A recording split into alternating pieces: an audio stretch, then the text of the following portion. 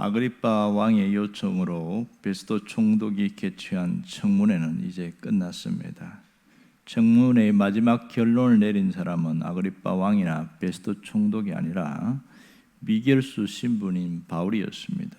화려한 관복과 예복을 입고 저마다 자신을 과시하는 이 아그리빠 왕과 베스도 총독의 일행을 향해서 초라한 몰골의 바울이었지만 그는 내가 이렇게 구금당하는 것 외에는 여러분들이 모두 나와 함께 되기를 하나님께 기도한다, 이렇게 선언하는 것으로 끝났습니다.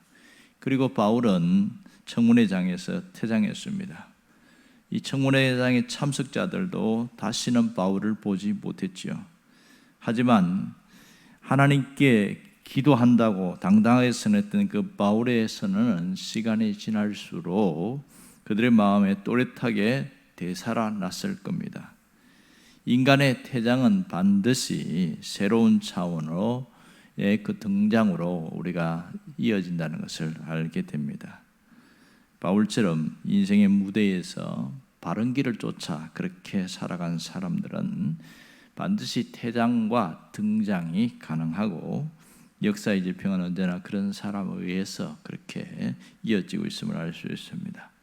오늘 30절을 보면 이 얘기를 들은 모든 사람들이, 그 관복을 입고 있는 사람들이 벌떡 일어났습니다. 거기에는 왕 먼저 순서별로 아그리빠 왕이 먼저 일어났고, 그리고 베스도 총독, 그리고 버니게 왕비가 일어났습니다. 그리고 나머지 함께 앉아 있는 사람들이 일어난 것을 알 수 있습니다. 오늘 우리가 주목할 것은 31절입니다. 그들이 물러가면서 서로 이야기를 합니다. 이 사람은 사형이나 결박을 당할 만한 행위가 없다 하더라. 자, 그들이 서로 모여서 바울에게 사형이나 구금을 당할 만한 그런 범법 행위가 없다, 이렇게 말했다는 거죠. 여기서 말했다고 하는 그 헬라어 단어는 미완료형입니다. 계속해서 서로 막 가면서 이 얘기를 했다, 이렇게 이야기하는 겁니다. 그렇다면 그들이 이미 알았고 이 사람은 무죄 판결을 내릴 수밖에 없다는 것이면, 알았으면 그냥 그 즉시 무죄 선언을 하면 되는 일이거든요. 그런데 그렇게 하지 않았단 말입니다. 그냥 청문회장이 퇴장했어요. 왜 그랬을까요? 그 이유는 오늘 32절 때문에 그렇습니다. 아그리빠가 베스도에게 뭐라고 이야기하는지를 보십시오. 이 사람이 만일 가이사에게 상소하지 아니하였더라면 석방될 수 있을 뻔하였다, 이렇게 말합니다. 아그리빠 왕과 베스도 왕 총독도 같은 생각이었습니다. 만일 바울이 황제에게 상소하지 않았다면 그는 반드시 석방됐을 것이다, 그렇게 얘기를 합니다. 결국은 이 황제에게 상소한 것이 잘못된 것처럼 비춰지고 있습니다. 가이사에게 상소한 것은 현실적으로 보면 정말 무죄 석방 받을 수 있는데, 이 바울이 오판에서 가이사 황제에게 상소했기 때문에 그는 다시 죄수의 신분으로 로마로 함께 가게 됐다, 이렇게 보입니다. 하지만 그들이 보지 못한 게 하나 있습니다. 그게 뭐냐면 바로 하나님의 섭리입니다. 인간적인 그 어떤 그 형편만 고려하면 석방되는 게 맞아요. 하나님의 섭리를 보지 못했다는 걸 뭘 알 수 있냐면, 만일 바울이 그 자리에서 석방되었다면 무슨 일이 벌어졌을까요? 그가 과연 로마까지 그렇게 자유의 몸으로 2240km 가까이 되는 것을 갈 수 있는가? 불가능한 일입니다. 왜냐하면 유대인 암살단이 여전히 바울을 죽이기 위해서 기다리고 있습니다. 그러면 중간에서 틀림없이 암살당해 죽을 가능성이 많습니다. 그래서 가장 안전한 길은, 신분은 죄수의 몸일지 모르지만 로마인의 자격으로, 로마 시민의 자격으로 황제에 가는 길밖에 없습니다. 그것은 죄수의 신분이 아니면 아무도 보호해 줄 수 없기 때문에 바울이 가이사 황제에게 상소를 올린 겁니다. 결국 바울이 이렇게까지 한 것은 그가 하나님의 섭리를 깨닫기 때문인 것이죠. 자신이 여기가 아니고 로마까지 가서 복음을 전해야 하리라 하나님의 말씀을 기억하고, 그래서 그렇게 가게 된 것이죠. 오늘 가장 중요한 것은 하나님의 섭리가 어디에 있는가 하는 걸 알아야 됩니다. 오늘 여기서 우리는 중요한 어떤 메시지를 깨달을 수 있습니다. 눈에 펼쳐지는 모든 사건과 일들이 전부가 아니라는 것을 알아야 합니다. 보이는 현실에만 집착하면 모든 사건의 배후에서 역사하시는 하나님의 섭리를 바라볼 수가 없는 것이죠. 하나님의 섭리를 보지 못하는 사람은 두 눈을 갖고도 한쪽 눈밖에 보이지 못하는 신앙의 외눈박이로만 살 수밖에 없습니다. 하지만 하나님의 섭리를 보는 사람은 두 눈을 갖고 둘 다 볼 수 있는 것이죠. 여러분, 우리는 두 세계에서 살고 있습니다. 하나는 눈에 보이는 세계고 하나는 눈에 보이지 않는 세계입니다. 눈에 보이지 않는 세계를 영적인 세계라고 하고 보이는 세계를 물질 세계 이렇게 말하고 있습니다. 두 가지 차원의 세계에서 살아가고 있는 것이 신앙인들입니다. 하지만 영적인 눈이 열리지 않으면 일평생 물질 세계에 매여서 물질 세계에 묶여서 살아가는 것이 우리의 현실입니다. 물질 세계에서 묶여 산다는 게 뭔지는 예수님이 잘 이야기했습니다. 마태복음 6장 31절에 보면 이렇게 말합니다. 너희가 염려하여 이르기를 무엇을 마실까, 무엇을 먹을까, 그렇게 무엇을 입을까 하지 말라 이렇게 말합니다. 무엇을 먹을까 마실까 이것이 바로 의식주인데 의식주를 물질세계라고 합니다. 거기에서 매여 사는 것을 물질세계 안에 있는 삶이다 이렇게 말합니다.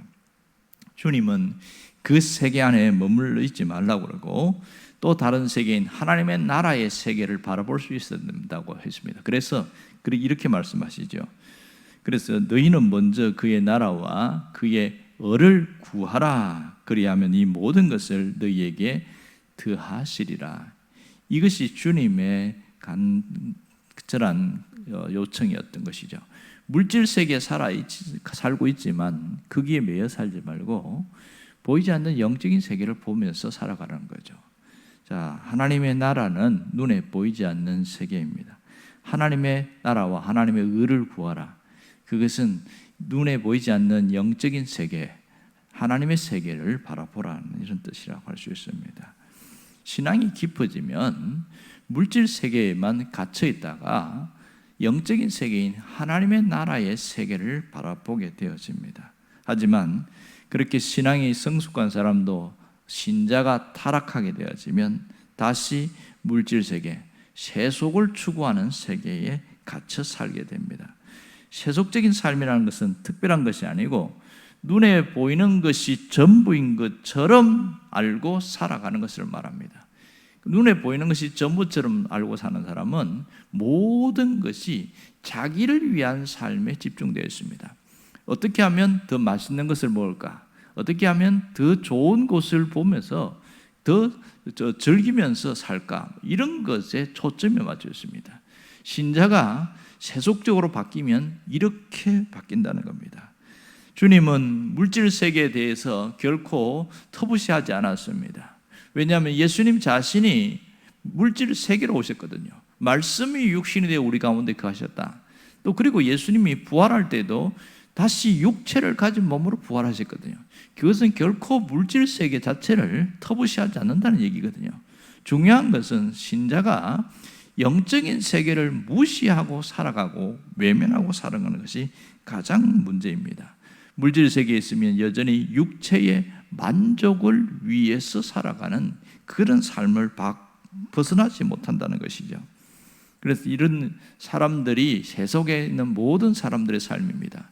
하나님은 그들도 구원하기를 원하지만 그들이 자기 세계에서 벗어나는 것을 원치 않을 때 하나님이 쓰신 마지막 방법이 뭐냐? 내버려 두는 것이었습니다.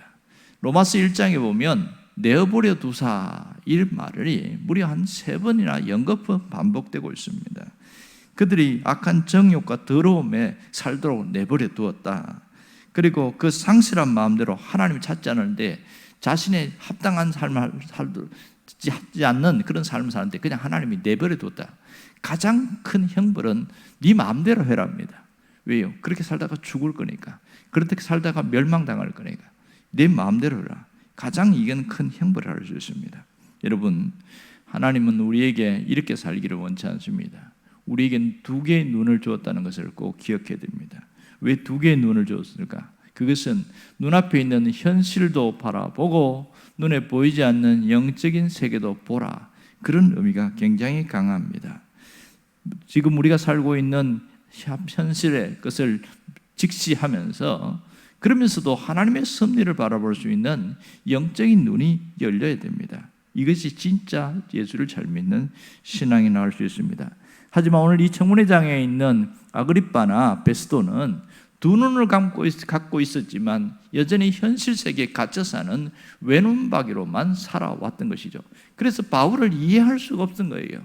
저게 어떻게 저런 말을 하냐? 미쳤다고 말할 수밖에 없는 것은 바로 그런 것 때문에 그렇습니다. 여러분, 우리는 다른 삶을 살아가는 사람이라고 할 수 있는 거죠. 하나님이 기뻐하는 삶을 살기를 원하는 걸 모두가 원하고 있습니다. 그럼 도대체 하나님이 기뻐하는 삶이 뭐냐? 그것은 큰 게 아니에요. 하나님이 기뻐하는 삶은 하나님의 섭리를 생각하고 그 섭리를 바라보고 그 섭리를 향해서 나아가는 삶을 말하고 있습니다.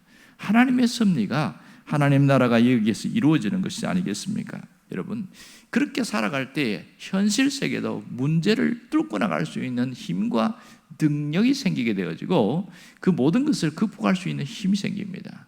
유명한 조지 뮬러는 원래 고아원 사역이 목적이 아니었고 일반 목회를 원했습니다. 영국 브리스톨에서 목회하기를 원했는데 그때에 영국에 아프리카의 노예들이 계속 밀려오게 되었고 또 전쟁으로 인해서 수많은 고아들이 길을 잃고 그렇게 널브러져 있었던 거죠. 아무도 정부에서 돌보지 않았습니다. 너무 많으니까. 그래서 하나님이 주신 비전과 사명이 뭐냐면 고아원 사역이었습니다.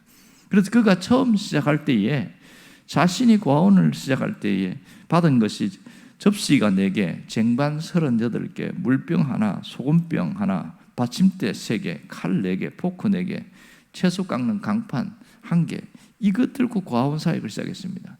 그는 정부의 손을 빌리지 않았습니다. 돈 많은 부자의 손을 빌리지도 않았습니다. 오직 하나님께 기도함으로써 그는 이 문제를 해결해 나갔습니다. 그는 빌립보서 4장 19절 말씀을 늘 손가락으로 짚으면서 이 어려울 때마다 물질에 묶여 있을 때마다 그걸 뚫고 나갔습니다. 나의 하나님이 그리스도 예수 안에서 영광 가운데 그 풍성한 대로 너희 모든 것을 채우시리라.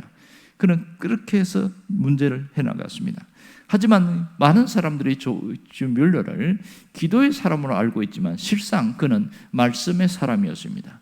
그는 신구약 성경을 200번 이상 통독한 사람이고 그리고 정독을 하고 수도 없이 말씀을 믿고 문제가 생길 때마다 성경에 이 문제를 해결할 수 있는 성경 구절이 어디인가 그것을 찾아다니면서 그 하나하나 그렇게 기록을 하는 일들이 있습니다.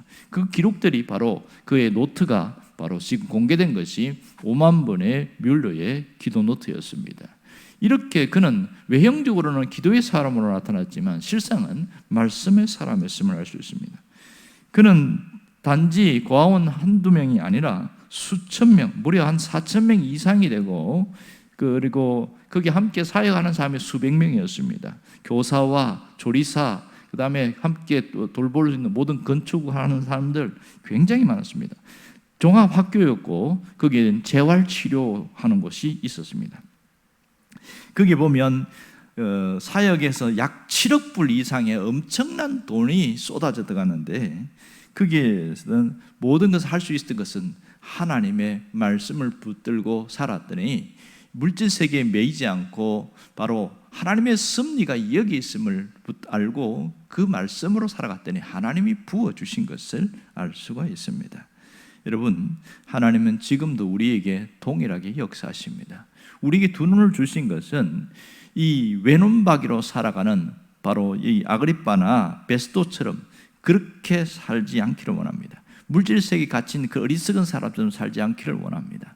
우리에게 두 눈을 주신 것은 이 땅의 물질의 세계에 땅을 딛고 있지만 보이지 않는 영적인 세계인 하나님의 나라, 하나님의 섭리를 바라보며 사는 바울처럼 살기를 원하는 것이지요. 그럴 때 진정한 우리에게 하나님의 나라를 세워나가는 일꾼으로 쓰임받는 하나님의 자녀들로 세워질 수 있는 것이죠. 오늘 우리가 진정한 하나님의 자녀로서 하나님의 사람으로 세워지기를 원합니다. 그렇다면 늘 두 세계를 동시에 바라보는 눈을 달라고 기도하고 그렇게 보려고 해야 됩니다.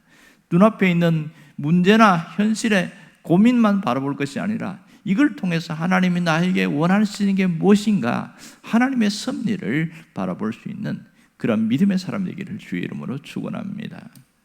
기도하겠습니다.